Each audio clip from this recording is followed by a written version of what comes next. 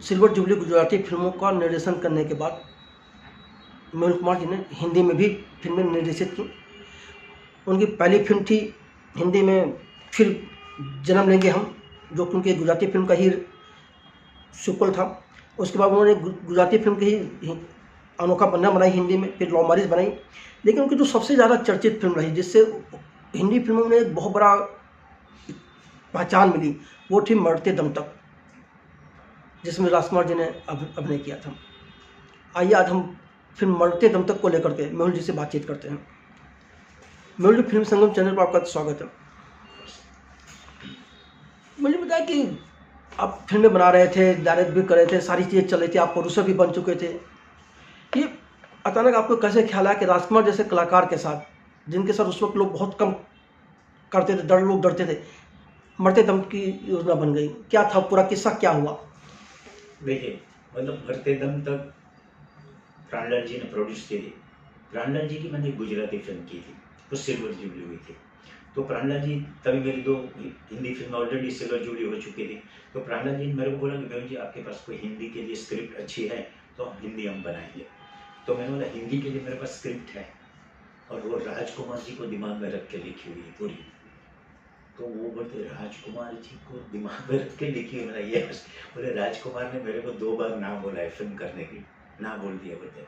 तो राज साहब तो मेरे साथ शायद फिल्म ना भी करे बोलते, अगर आप उनको कन्विंस कर सकते हो तो मैं डेफिनेट फिल्म प्रोड्यूस करूँगा, लेकिन बोले आप कहानी उनको सुनाओ और ये मत बोलना कि मैं प्रोड्यूसर हूँ पहले से, शायद वो फिर उसी चक्कर में कहानी भी ना सुने बोलते।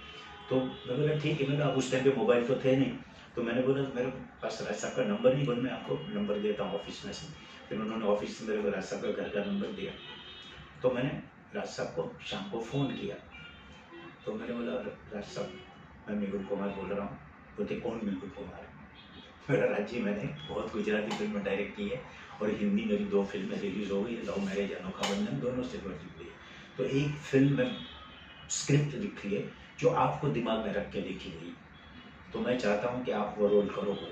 बोलते क्या है टाइटल तुम्हारी फिल्म का? मेरा मरते दम तक। अच्छा, टाइटल तो दमदार है, कहानी, मतलब कहानी आप सुन लीजिए। अच्छा, एक काम करो, बोले यूएस क्लब देखा है तुमने? तो मैं बोला यूएस क्लब, मैं अंदर नहीं गया हूँ, बाहर से देखा है, कोलाबा में है, मिलिट्री की क्लब है। तो बोले वहाँ संडे को आ जाओ 6 बजे, बोलते हम तुम्हारी कहानी वहाँ पे सुनेंगे बोलते। फिर मेरे को बोलते तुम्हारे पास गाड़ी है? बोला हाँ गाड़ी है सर मेरे पास। तो क्या नंबर है?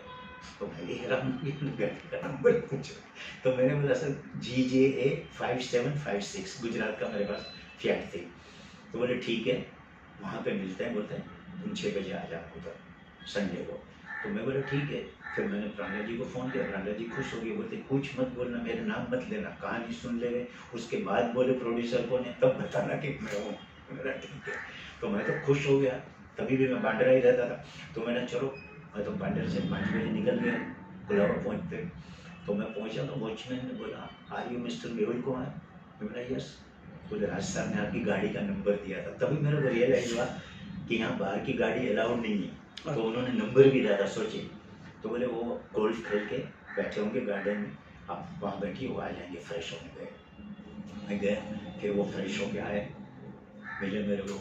तो मेरे को मालूम था जब राज साहब के लिए मैंने स्क्रिप्ट लिखती थी ना, तो हम लोग ने दिमाग में रखा था कि राज साहब को उर्दू में स्क्रिप्ट चाहिए, तो मैंने पूरी कॉपी उर्दू में ट्रांसलेट करवाई थी।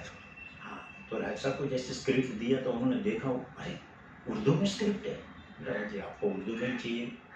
मेरे को पता था, तो मैं उर्दू में पूरी ट्रांसलेट करवाई। फिर वो मतलब पेज पलटते गए, मैं देख रहा कि पढ़ तो रहे नहीं कुछ, सिर्फ देख रहे। पर लास्ट में गए तो लास्ट पेज में फिर उन्होंने टाइम लगाया 5-10 मिनट तक। तो मैं सोचा शायद वो देख रहा है, फिर बंद किया, बोलते क्लाइमैक्स डिटेल में लिखा हुआ है। मैंने हाँ सर, क्योंकि क्लाइमैक्स फाइनल ही अपना। बोलते मेरे पास जो भी स्क्रिप्ट आती है ना, उसमें क्लाइमैक्स में लिखा क्या होता है मालूम है? CLIMAX और नीचे अंडरलाइन। डायरेक्टर को मैं पूछता हूँ क्लाइमैक्स क्या? बोलते सर क्लाइमैक्स अभी हमने सोचा नहीं। तो मैंने सर मेरा तो क्लाइमैक्स सोचा हुआ है, यही क्लाइमैक्स फिल्म में रहने वाला है। बहुत अच्छी बात है, बोलता है एक काम कर दें, ये स्क्रिप्ट बोलते मैं पढ़ूंगा और अगले संडे को हम फिर यहाँ मिलेंगे। बोलते अगर मेरे को अच्छी लगी तो मैं यस बोलूँगा, नहीं अच्छी लगी तो नो बोलूँगा। No problem sir. बोले कुछ ड्रिंक, मैं कहा सर मैं ड्रिंक नहीं करता, स्मोक नहीं करता। बोले कोई बात नहीं, तो कुछ जूस या कुछ पियो ठंडा, मैं एक पियूँगा। फिर वो बैठे हम लोग, ऐसी जनरल बातें हुई और नेक्स्ट संडे मिलने की प्रॉमिस करके फिर मैं निकला। तो मैंने बाहर से, तभी फ़ोन तो थे नहीं, पब्लिक फ़ोन से प्राण जी को फ़ोन किया। मैंने प्राण जी, राज साहब को कहानी तो मतलब अच्छी लगी, सुनेंगे पढ़ेंगे और अगले हफ्ते संडे को मेरे को वापस यहाँ बुलाया। तो बोले ठीक है, अब देख लो फिर पढ़ने के बाद क्या होता है। तो मैं तो भाई 8 दिन उसी मूड में घूमता रहा कि चलो भाई अगले संडे क्या होने वाला है। फिर मैं अगले संडे पहुँच गया। तो मैं जैसे भी मतलब बैठा, वो आए, उन्होंने सीधा मेरे को गले लगाया, बोलते आई लाइक योर स्क्रिप्ट, बोलता है मैं ये फिल्म करूँगा। मैं बोला प्रोड्यूसर कौन है? तो मैंने बोला प्रोड्यूसर प्राणजब मेहता। ओ मेहता साहब, उसको तो मैं 2 बार ना बोल चुका हूँ। बोलते बोले सर, बोलते लेकिन ये फिल्म मैं करूँगा, I am doing this film, कोई प्रॉब्लम नहीं। और बोलते इतनी अच्छी स्क्रिप्ट है और डॉन का रोल मैं पहली बार कर रहा हूँ। तो मैं भी खुश हो गया, मैंने चलो रोल भी, उनको कैरेक्टर भी अच्छा लगा। बोले मिस्टर मेहता को बोलो मेरे साथ बात कर ले, बाकी की बातें मैं उनसे फाइनल करूँगा and then we will go to. अरे ठीक है सर। फिर मैंने बाहर निकल के प्राण जी को फ़ोन किया, हो तो खुश हो गया, बोलते अच्छा हुआ, चलो ठीक है। अभी मैं बोले आप फ़ोन कर लेना और कभी भी उनसे मिल के जो भी प्राइस की बात है आप कर लेना, नो प्रॉब्लम। तो प्राण जी ने मेरे को बोला नहीं विवेक जी आप भी साथ में आना उस दिन। मैं क्या करूँगा? बोलते आप मेरे सामने राज साहब को बोलेंगे कि सर ये फिल्म 6 महीने में कंप्लीट करनी है। मैं बोला अभी और एक नया टेंशन मेरे को दे। बोलते नहीं, वो आप बोलोगे कन्विंस हो जाएंगे। बोलते तो बोले ठीक है। फिर वही अगले संडे वापस हम लोग जब गए, दिनेश गांधी जी साथ में थे, वो फाइनेंशियल फिल्म के, मैं प्रणलाल जी, फिर उनकी वो बातें हो गई। उसके बाद फिर मैं बैठा तो मैंने बोला राजीव एवरीथिंग इज़ फाइनल, बोले एकदम ओके। मैं तो राजीव देखिए मेरा, मैंने जितनी भी फिल्में बनाई है ना वो 2-4 शेड्यूल में कंप्लीट की है, तो मैं चाहता हूँ ये फिल्म भी है ना 6 महीने में कंप्लीट कर लीजिए। तो ठीक है, बोलते 6 महीने में कंप्लीट करो। बोले आपको मेरे को हर महीने 10-10 दिन चाहिए, 60 दिन। तो बोले नो प्रॉब्लम, कोई टेंशन नहीं, तुम डिवाइड कर लेना, आउटडोर इंडोर कैसे करना है, क्या करना है, वी विल डू, मैं कंप्लीट करूँ। तो प्राण जी भी खुश हो गए और वो फिल्म सोचो 6 महीने में कंप्लीट हुई, सुपर डुपर हिट हुई और गोल्डन जुबली हुई। राजकुमार जी क्या उस वक्त 6 महीने में कोई फिल्म पूरी नहीं करते थे? क्या चल रहा था उस वक्त? नहीं मतलब सब डरे हुए थे ना, राज साहब का कोई भरोसा नहीं, कब फिल्म अटक गई पता चला 1 साल भी हो गया, 1.5 साल भी हो गया, 2 साल भी हो गया, झगड़ा भी हो सकता है कि डायरेक्टर के साथ, कोई भरोसा नहीं था। तो वो प्राण जी क्लियर कराना चाहते थे, तो वो भी हो गया और उसके बाद फिल्म स्टार्ट हुई, 6 महीने में कंप्लीट हुई और सुपर डुपर हिट हुई। आप पहली बार राज जी के साथ काम करने जाए तो आपको कैसे यकीन था कि भाई मेरी फिल्म पूरी हो जाएगी, कोई समस्या नहीं आने पाएगी? नहीं मतलब जब उनको स्क्रिप्ट पसंद लगी है तो मैंने मतलब लगा कि अगर वो स्क्रिप्ट में इन्वॉल्व होगी, कैरेक्टर में इन्वॉल्व होगी, तो मतलब वो करेगी। और मेरा क्या है, मैं आर्टिस्ट को जब स्क्रिप्ट दे देता हूँ उसके बाद मैं एक बार बोल देता हूँ कि सर देखिए सेट पे मैं कोई राइटर को या किसी को भी बुला के कोई डिस्कस नहीं करता हूँ। अगर कुछ भी आपको इसमें प्रॉब्लम है ना तो अभी आप मेरे को बताइए, अगर आप मेरे को कन्विंस कर दोगे मैं चेंज भी करूँगा, नहीं तो मैं आपको कन्विंस कर दूँगा कि मैंने क्यों लिखा है। तो मोस्टली आर्टिस्ट एक बार सुनने के बाद कभी कोई प्रॉब्लम नहीं होती। तो राजी का भी कभी कोई टेंशन नहीं हुआ था और राजी को रोल बहुत पसंद आया था क्योंकि डॉन का रोल उन्होंने कभी किया नहीं था और 5 साल के बाद उनकी कमबैक फिल्म थी। तो राज साहब की कमबैक फिल्म थी तो लोगों में भी वो क्रेज उनका था। फिर डॉन का कैरेक्टर पहली बार, और उस टाइम पे मतलब अंडरवर्ल्ड अपने यहाँ बम्बई में चल ही रहा था। अंडरवर्ल्ड पे देखा जाए तो पहली फिल्म मरते दम तक थी जिसमें मैंने विलन का नाम डीके भी रखा था। अच्छा। ओमपुरी ने किया था, बहुत अच्छा कैरेक्टर भी था। जब आप पहले दिन सेट पे पहुंचे, जैसे आपकी आदत है क्लाइमेक्स से शुरुआत नहीं, तो आपने इसकी भी शुरुआत क्लाइमेक्स से ही की होगी। जी जी। तो क्या बातचीत हुई थी राजकुमार जी से पहले दिन, पहली मुलाकात में सेट पे? मतलब पहला शेड्यूल फाइनल हुआ ना, जब मैंने चार्ट राज साहब को दिया इंडोर आउटडोर का, तो बोलते मेहुल पहला शेड्यूल क्लाइमेक्स रख रहा है। मैंने हाँ राजी क्यों? बोला राजी देखिए क्या होता है, क्लाइमेक्स अपना बहुत कॉस्टली है। मतलब क्लाइमेक्स में 4-5 गाड़ियाँ जलने वाली है, उड़ने वाली भी है। फिर उसके बाद जूनियर आर्टिस्ट कम से कम 300-400 है, फाइटर कम से कम 25-30 है वाला। तो ये क्या है, फर्स्ट शेड्यूल में प्रोड्यूसर के पास फाइनेंशियली कोई टेंशन नहीं होती। लास्ट शेड्यूल में क्या है, फिर बजट में फिर मैं बोला अभी मैं बोलूँगा, बोलेंगे 4 गाड़ी नहीं मिल रहा, 2 गाड़ी से काम चला लो, 500 जूनियर आर्टिस्ट नहीं 250 से चला लो, ये सब होगा, कॉम्प्रोमाइज़ करना पड़ेगा। तो मैं नहीं चाहता हूँ क्लाइमेक्स में कॉम्प्रोमाइज़ हो, क्योंकि क्लाइमेक्स अपनी फिल्म का हाईलाइट है जिसमें आप जिंदा हो और फिर भी आपकी शमशान यात्रा है, आपको मरे हुए निकलेंगे। तो उनके दिमाग में बात बैठ गई, बताएं मैं एग्री, मैं कोई प्रॉब्लम नहीं। फिर हम लोग ने एसएल स्टूडियो में पूरा शमशान का सेट लगाया और शमशान के सेट पे पूरे देखिए जूनियर आर्टिस्ट, फाइटर, गाड़ियाँ, सब कुछ थी और पूरी स्टार कास्ट थी वहाँ पे। और ज़बरदस्त मतलब 8 दिन हम लोग ने शूटिंग की और दिल से क्लाइमेक्स वो क्लाइमेक्स हाईलाइट हुआ। ये मरते दम तक की जो कहानी थी वो आपके दिमाग में कैसे है? आपने कैसे राजकुमार जी को ध्यान में रख के देखा, क्या था वो? मतलब उस टाइम पे क्या देखिए अंडरवर्ल्ड के सब इधर बम्बई में हादसे हो रहे थे मतलब, तो वो सारे 3-4 हादसे मैंने रियल डाले भी है। जैसे सीरोप का हादसा था, वो मतलब चेक पोस्ट पे वो गाड़ी उड़ाई थी, वो था, पेट्रोल पंप वाला था, तो ये सारी चीज़ें थी। तो मैंने सोचा कि डॉन पे कोई फिल्म ऐसी नहीं बनी मतलब आज के हिसाब से, तो क्यों नहीं कोई डॉन पे कैरेक्टर, और वो डॉन का रोल राज साहब ने कभी नहीं किया।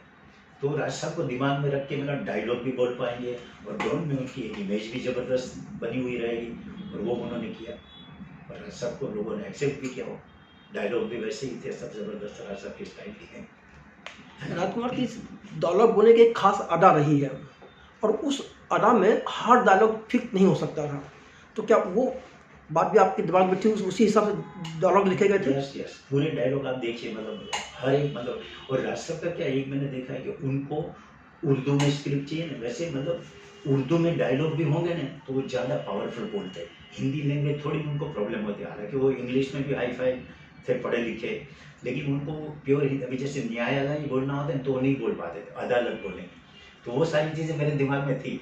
तो मेरे को बोलते भी मेहुल तुमने करेक्ट मतलब तुमको मालूम है ना सर, मैंने आपकी फिल्म में देख के आपकी स्टाइल माइंड में रखी है, तो कभी खुश हो जाते थे।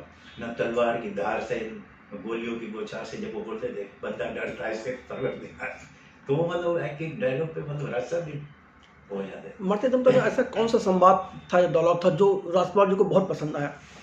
वो मतलब एक वो सीन था जिसमें राज साहब के पास वो आता है बात करने के लिए, तो बोलते कि वो सब बहुत बड़ा दादा है और बहुत हम लोग को बहुत तंग करता है। बोलता दादा तो इस दुनिया में सिर्फ 2 है, एक ऊपर वाला, दूसरे हम। तो एकदम मेहुल क्या डायलॉग लिखा है, मैंने राजी ये आपके लिए, और कोई आर्टिस्ट बोलेगा तो शायद पब्लिक डाइजेस्ट नहीं भी करे। और वो डायलॉग पे सीटियाँ और तालियां बजती थी जब राज साहब बोलते थे। तो ऐसे कितने डायलॉग थे उस पिक्चर में, जो मतलब डायलॉग की मतलब कैसेट उस टाइम पे निकली थी और वो कितनी बिकी थी, मतलब बढ़ते दम तक की डायलॉग की कैसेट निकाला था। हाँ, ऐसे क्या खासियत थी कि आपको उसके कैसे निकालने पड़े, डिमांड आई थी, क्या हुआ था? मतलब डायलॉग इतने फेमस हो गए तो म्यूजिक कंपनी वालों ने बोला कि हम इसकी डायलॉग की कैसे, राज साहब के डायलॉग है और डायलॉग सुपर हिट है, तो मतलब पिक्चर रिलीज होने के बाद फौरन 1-2 वीक के बाद उन्होंने डायलॉग की कैसेट निकाली, वो भी इतनी बिकी। मुझे तो उसके पहले इस ढंग का काम कभी हुआ नहीं था ना, नहीं नहीं, तो पहली बार हुआ। यस। क्या जब आपने 7 दिन उनके साथ राजकुमार जी के साथ शूटिंग की, किस ढंग से आपकी उनकी ट्यूनिंग बनी कि आपने बाद में उनके साथ 2 फिल्में और की थी? मतलब राज साहब की मतलब उनको फिर मेरे जो भी काम करने की स्टाइल थी ना वो इतनी अच्छी लगी कि उनको मतलब लगता था कि ये मेरे को दिमाग में रख के ये स्क्रिप्ट लिखता है, तो वो मतलब उनके दिमाग में वो बात बैठी थी। कहीं भी कोई ऐसा सीन नहीं आता था जो मतलब अरे यार ये ऐसा क्यों करवा रहे हो, ये मैं कैसे करूँगा, ये कभी नहीं बोला था। कुछ भी अनयूजुअल सीन थे सारे। अभी जैसे मैं एक बात बताऊँ, जब हम लोग की ड्रेस की डिस्कस हो रही थी तो मैंने राज साहब को बोला, राज जी यार सूट पहने या तो ब्लैक या वाइट, 2 ही रहेंगे आपके। तो बोलते ऐसा क्यों? मैंने देखिए दुनिया में जो अंडरवर्ल्ड के लोग हैं ना, इंडिया वाले वाइट कपड़े पसंद करते हैं, फॉरेन वाले ब्लैक करते हैं। तो बोलते फिर मैं भी ब्लैक ही करूँगा, मैंने वो ब्लैक रखिए। तो बोले मेरा एक ही नहीं बनेगा, आपके बनेंगे 4-5 सूट, लेकिन आप पूरी पिक्चर में ब्लैक ड्रेस पहनेंगे, शर्ट वाइट रहेगा या ब्लैक रहेगा, जो भी मतलब आपको। तो फिर मैंने बोला और एक और सर काम कर रहे हैं जी, बोला आपका शर्ट है ना सूट के बाहर रखना, तो वो सूट पहन के शर्ट बाहर में। मैं बोला राजी देखिए आप करोगे तो स्टाइल बनेगी, बाकी कोई आर्टिस्ट होता तो मैं ये एक्सपेरिमेंट नहीं करता। और देखिए उसके बाद फिल्म लाइन में फैशन बन गई, कोट पहनते थे शर्ट बाहर रखते थे, वो राज साहब ने रखी थी और वो मतलब हिट हुआ। आइडिया अच्छा है। इसी तरह और भी कोई प्रयोग किए थे आपने? इसने आपने राजकुमार जी के साथ उसी फिल्म में मरते दम तक में? मरते दम तक में मतलब ऐसे यही सब चीज़ें होती थी। और सबसे बड़ा मतलब यादगार जो मतलब इंसिडेंट मेरी लाइफ में जो है वो शमशान यात्रा वाला सीन। वो मतलब हम लोग फरियाद होटल उनका घर बताया था पूरा, और वहाँ से शमशान यात्रा उनकी निकल रही है, टेम्पो पूरा सजाया हुआ है और राज साहब को वो 16,000 है, और मतलब 1,000 से ऊपर जूनियर आर्टिस्ट थे, पूरे रोड पूरा एकदम। तो मैं नीचे खड़ा था, शॉट लेने से पहले क्रेन पे कैमरा था, बोलते बिहुल ऊपर आ जाओ। तो मैं बोला अभी पता नहीं मेरे को ऊपर क्यों बुला रहे हैं, तो मैं ऊपर गया। तो वहाँ पे प्रोडक्शन वाला जो हार लेके खड़ा था लड़का, तो बोले ये हार ले लो और ये तुम पहनाओगे मेरे को, जब जाऊँगा तो ये मौका नहीं मिलेगा। तो मैं तो हिल गया, बोला राज जी आप ऐसा क्यों बोल रहे हो? तो बोले नहीं नहीं, ऐसे करके बात उन्होंने टाल दी। अब मैंने भी उस टाइम पे इतना सीरियस वो बात नहीं ली, लेकिन राज साहब की जब डेथ हुई और जब हम लोग मृत्यु दादा की महबूब स्टूडियो में शूटिंग कर रहे थे, मेरे को फ़ोन आया, तो मैंने अमित जी को बोला, मैंने सर ऐसा ऐसा हुआ है, राज साहब का इंतकाल हो गया। तो बोलते नहीं पैकअप कर दो, आपको जाना है। तो मैं भी, तो मैंने फ़ोन घर पे बाद में पूछा, तो बोलते नहीं अंतिम यात्रा तो हो गई मेहुल जी। तो बोले हम लोग सिर्फ थोड़े बहुत लोगों का नाम राज साहब ने लिखा था कि इनको घर पे बुलाना बाद में। तो बोले आपको घर पे आना है मुझे। तो मैंने अमित जी को भी वही बोला, बोले अमित जी बोले मेरे दोस्तों आप जाओ अकेले। फिर मैं मतलब गया, और वहाँ भाभी जी से मैंने बात की ना, तभी उन्होंने बताया कि उन्होंने बोला था कि फिल्म लाइन में शमशान यात्रा एक तमाशा है। एक्चुअली आदमी मरता है तो इमोशनली उसकी शमशान यात्रा होनी सही चाहिए। बात। यहाँ जब शमशान यात्रा निकलती है तो बोलते हैं कि लोग मरने वाले को नहीं देखते, कौन आया है उसको देखते। चश्मे पहन के, काले चश्मे पहन के सब आ जाते हैं बोलते, और कैमरा वाले भी उनकी फ़ोटो खींचेंगे। तो वो इमोशन से, ये फैमिली का एक मतलब सेट हुआ, और लोग उसको बोलते, वहाँ बातें चलती, हंसी मजाक, अरे वो जा रहा है, अरे देख वो जा रहा है बोलते। तो उन्होंने ना बोला था कि मेरी शमशान यात्रा में किसी को मत बुलाना और कोई शो मत करना बोलते। फैमिली के साथ मेरा अंतिम संस्कार करना जो किया। उसके बाद बोला था उन्होंने कि थोड़े बहुत मेरे जो खास लोग हैं उनको घर में बुलाना। तो मैं गया, तभी मेरे को वो याद आया, मैंने बोला भी था भाभी को, मैंने मेरे को एक सीन याद आता जो उन्होंने बोला था, मैं बोला कि ये हार पहना दो, जब जाऊंगा तो शायद तुमको मौका नहीं मिलेगा। तो देखिए मैंने उस टाइम पे मतलब उनको वो हार पहनाया था जब शमशान यात्रा नकली थी। तो उस टाइम पे उन्होंने डायलॉग मारा था, लेकिन बाद में हंसी मजाक करके उन्होंने टाल दिया था, लेकिन आज मेरे को रियलाइज हुआ। तो वो मैं हमेशा वो बात याद रखता हूँ। ऐसा लोग राजकुमार जी से डरते क्यों थे? देखिए एक्चुअली जो उनके करीब आ जाते थे ना, उनके साथ उनकी कोई ऐसी बात कभी नहीं होती थी। मतलब अब बाकी लोग डरते थे इसलिए कि राज साहब को क्या है, उनको स्क्रिप्ट देने के बाद उनको कन्विंस करना बहुत ज़रूरी होता है। और मोस्टली हमारे यहाँ इंडस्ट्री में तभी क्या होता था कि कंप्लीट स्क्रिप्ट होती नहीं थी, सिर्फ कैरेक्टर सुना देते थे। अब कैरेक्टर सुना दो, फिर सेट पे जाओगे तो शूटिंग कुछ और होती थी।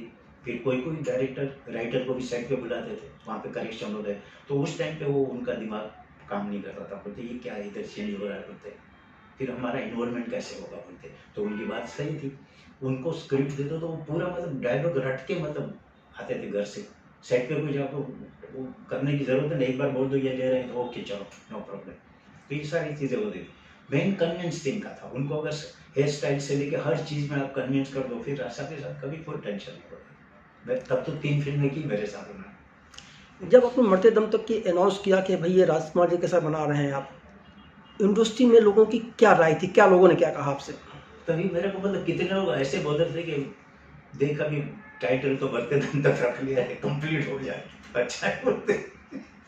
मजाक मस्ती चालू था उस टाइम पे भी, लेकिन तभी मतलब जैसे हुई कंप्लीट तो लोगों को लगा कि अरे कमाल हो गया, फिर हिट हुई, सुपर डुपर हिट हुई। लेकिन लोगों को ये था कि प्राण जी के साथ 2 बार वो ना बोल चुके हैं, ये पिक्चर कंप्लीट होते होते नाक पे दम आ जाएंगे इनके, लेकिन ऐसा कुछ नहीं। इस फिल्म को कहाँ कहाँ फिल्माया था आपने? हम लोग खंडाला किया था आउटडोर पूरा, फिर बाकी तो बॉम्बे में सेट भी लगाए थे राज साहब के घर के, ये सब सारी चीज़ें। बाकी मोस्टली मतलब आउटडोर उतना खंडाला में जो किया था वही आउटडोर किया था मरते दम तक में। मरते दम के तक के लिए जो संगीत था वो किस ढंग का संगीत था, क्या खास बात थी? मरते दम तक में देखिए रविंद्र जैन जी का म्यूजिक था, और गाने भी उन्होंने ज़बरदस्त लिखे थे। अब मरते दम तक टाइटल था, तो उसमें मैंने एक रोमांटिक गाना भी था। तो रविंद्र जी को बोला, मैंने बोला दादा ऐसा कुछ एक गाना बनाएंगे जो ये टाइटल अपना उस गाने में आ जाए। तो बोले मरते दम तक टाइटल है और फिर रोमांटिक गाने में कैसे लाएंगे। तो फिर बाद में बोलते मेरे को एक दिन दो, मैं कुछ सोचता हूँ। और वो मतलब ऑन द स्पॉट सोचते थे, कमाल का। तो उन्होंने सोचा, दूसरे दिन मैं गया घर पे तो मेरे को बोले वो तुम्हारा रोमांटिक गाना हो गया फाइनल। में क्या है, बोले छोड़ेंगे ना हम तेरा साथ, वो साथी मरते दम तक। क्या बात? मरते दम तक नहीं, जन्मों जन्म नहीं 7 जन्म तक। और सुपर हिट गाना हुआ दोनों, गोविंदा का और फराह पे था होगा। फिल्म की रिलीज के बाद किस ढंग का रिस्पांस मिला और लोगों से फिल्म इंडस्ट्री से किस तरह की प्रतिक्रिया आ रही थी? फिल्म तो देखिए, मतलब मैं उस टाइम मेरी हर एक फिल्म मेन थिएटर में फर्स्ट शो जाके देखता था पब्लिक के साथ। अच्छा। तो वो एक रिव्यू आ जाते थे। तो शालीमार में लगी थी, ग्रांड रोड पे मेन थिएटर शालीमार था। शालीमार में 3 से 6 में मैं देखने गया। मतलब शालीमार में राज साहब की एंट्री हुई और एंट्री पे जो सीटियाँ और तालियां बजी ना, मैंने तब मेरे असिस्टेंटों को भी सबको बोला मैंने ये पिक्चर सुपर डुपर हिट होगी देखना। और फिर जब वो डायलॉग एक एक आए ना, तो एक आगे एक आदमी खड़ा हो गया, बोलता है बोल बोल तुझे बोलने का हक है। बोले राज साहब ने बोलता है इस दुनिया में गुंडे तो सिर्फ 2 ही है। तो वो मतलब मैंने बोला देखो ये राज साहब के मतलब हर डायलॉग पे सीटियाँ तालियां पड़ी। और वो राज साहब का जो गाना था गणपति का, उस पर भी पब्लिक ने इतना एक्सेप्ट किया था। तो मतलब 100% कॉन्फिडेंस आ गया था। फिर उसके बाद जब report I generally all over India picture super hit हो गई, तो इंडस्ट्री वालों ने भी बोला कि कमाल हो गया है। फिल्म को सफल होने के बाद क्या राजकुमार जी ने कुछ कहा था आपसे? हिट होने के बाद बोलते राज जी की मेरी बात फोन पे हुई थी, तो बोले मेहुल तुमने जो मेहनत की है वो ऊपर वाले ने दिखाई। बोले राज जी आपने भी तो दिल से काम किया है। बोले वो तो है, लेकिन जब डायरेक्टर करेगा तो ही कुछ कमाल होगा ना। बोले थे उस टाइम पे करेगा। अच्छा। हाँ। चलिए मेहुल जी, आपसे बात करने के लिए बहुत बहुत धन्यवाद।